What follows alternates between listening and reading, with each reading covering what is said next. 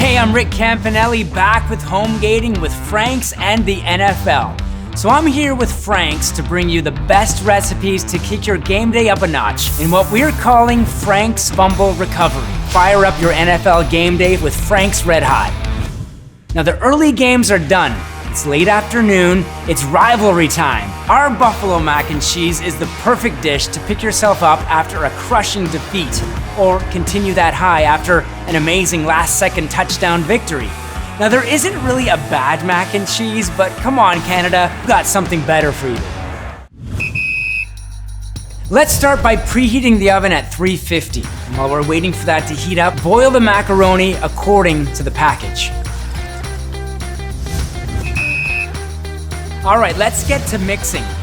Breadcrumbs, melted butter, in a small bowl.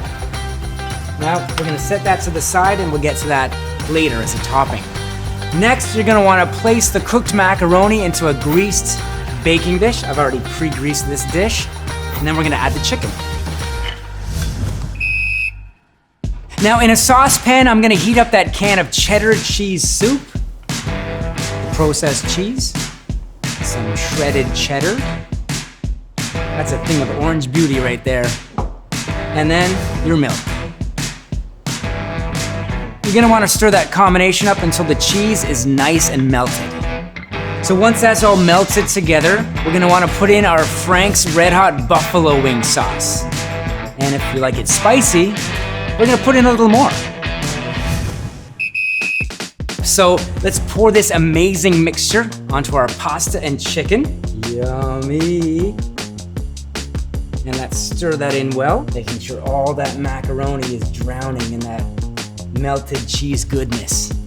Now we can top it all off with our buttered breadcrumbs and our blue cheese for an extra kick if you'd like. And now it's time to throw this into the oven for 30 minutes or until it's hot, bubbly, and crispy. Now this mac and cheese is absolute fire, and don't count on having any leftovers the next day. This will go fast. To get this recipe or other recipes like it, visit franksredhot.com.